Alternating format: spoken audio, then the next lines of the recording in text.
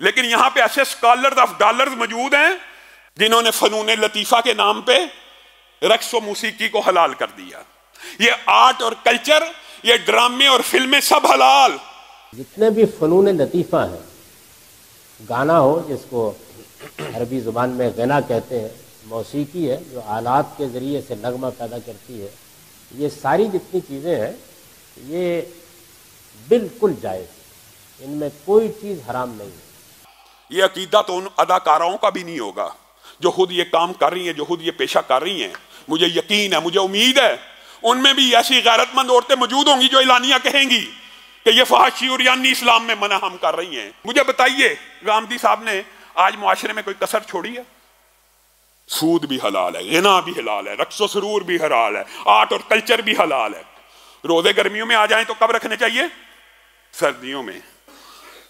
روزے پیپروں میں آ جائیں تو مؤخر کر دینے چاہیے. اگر آپ رمضان کے مہینے میں روزہ رکھنے میں مشکل میں مبتلا ہو گئے ہیں کسی بھی وجہ سے، تو وہی تعداد دوسرے دنوں میں پوری کر لیں. اب ظاہر ہے کہ پورے رمضان کے لیے یہ مشکل ہر شخص کو تو نہیں پیدا ہوتی ہے. ہمارے علاقوں میں یہ مشکل یہاں پیدا ہوتی ہے اور اس کا فیصلہ ہر آدمی کو خود کرنا ہے یا آپ کی کمیونٹی کو. کوئی دین کا حلیہ باقی رکھا ہے؟ اور اس قبیل اور کماش کے لوگوں سے جب بھی بات ہو، حوالہ غامدی صاحب ہیں. جی آرٹ اور کلچر بھی جائز ہے، جی فلموں میں کام کرنا بھی جائز ہے، جی ناچنا گانا بھی جائز ہے، سب چیز جائز ہے. اس حدیث کو لے کے آتے ہیں کہ جس میں انصار کی ایک چھوٹی بچی رسول اللہ صلی اللہ علیہ وسلم کے سامنے گیت گا رہی ہے اور رسول اللہ صلی اللہ علیہ وسلم نے سنا. یہ ایک چھوٹی عمر کی جو بچی ہے، ان کو شرم نہیں آتی حرام کو حلال کرنے کے لیے؟ یہ اس حد تک گر گئے ہیں کہ معاذ اللہ رسول اللہ پہ یہ بہتان مان رہے ہیں کہ رسول اللہ صلی اللہ علیہ وسلم نے ایک مغنیہ کا لفظ، کیا مغنیہ کا، ایک عورت کا، ایک بچی کی بجائے لفظ کیا بول رہا ہے؟ بدبخت ملا. کہ رسول اللہ صلی اللہ علیہ وسلم نے ایک عورت کا معاذ اللہ ڈانس دیکھا تھا، ایک عورت کا گانا سنا تھا، معاذ اللہ. یہ مسلمان ہیں جنہیں دیکھ کے شرم آئے یہود اپنی غلط عقیدے کو درست کرنے کی بجائے آپ رسول اللہ پہ الزام لگانا شروع کر دیتے ہیں. رسول اللہ جو موسیقی کے آلات توڑنے کے لیے آئے تھے، رسول اللہ جن کو قافلے کے اندر اونٹ کی گردن میں لگی ہوئی گھنٹی کی آواز پسند نہیں ہے، اس رسول کے بارے میں آپ یہ بکواس کریں گے کہ رسول اللہ نے جی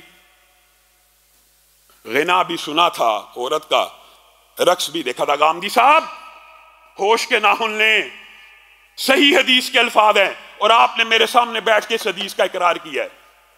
بخاری شریف کے اندر یہ حدیث موجود ہے، ان قریب میری امت میں ایسے گروہ پیدا ہوں گے، یہ بخاری کی حدیث ہے، سارے منکرین حدیث جمع ہو جائیں، قرآن کی آیتوں کا جواب نہیں دے سکتا. قرآن پاک میں بھی صراحت سے موجود ہے. کبھی وقت آیا موسیقی اور غنا کے خلاف قرآن پاک میں جو آیات ہیں وہ رکھیں گے، لیکن وہ یہاں پہ کہتے ہیں جی یہ قرآن کی آیت کا یہ مطلب نہیں ہے. میں نے کہا بخاری شریف کی حدیث کو مانتے ہیں؟ کہنے لگا غامدی مانتا ہوں.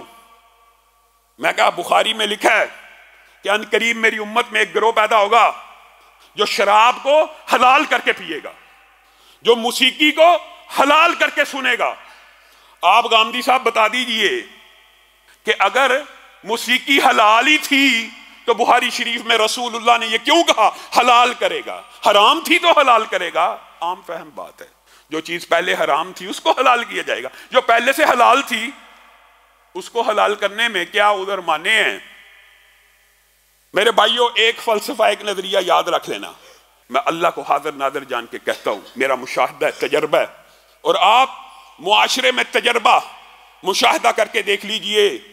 اللہ تعالیٰ توبہ کی توفیق بھی اسے عنایت فرماتے ہیں. توبہ کی توفیق بھی اسی کو ملتی ہے جو حرام کو حرام سمجھ کے کرتا ہے، اور جو حرام کو حلال سمجھ لیتا ہے پھر توبہ کی توفیق کیسے ملے گی؟ وہ تو حلال کر رہا ہے.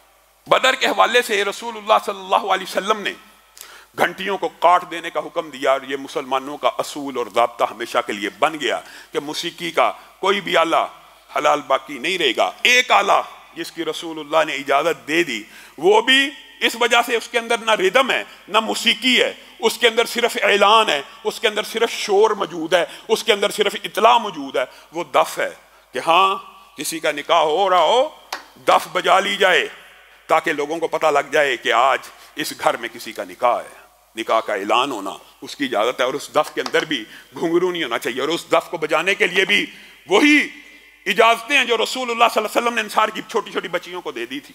یہ نہیں کہ ایک بڑا مرد بیٹھا ہوا ہے اور ایک بڑی عورت بیٹھی ہوئی ہے، وہ تمام قواعد و ضوابط معطل نہیں ہوتے کسی آلے کو استثناء کر دینے سے بھی۔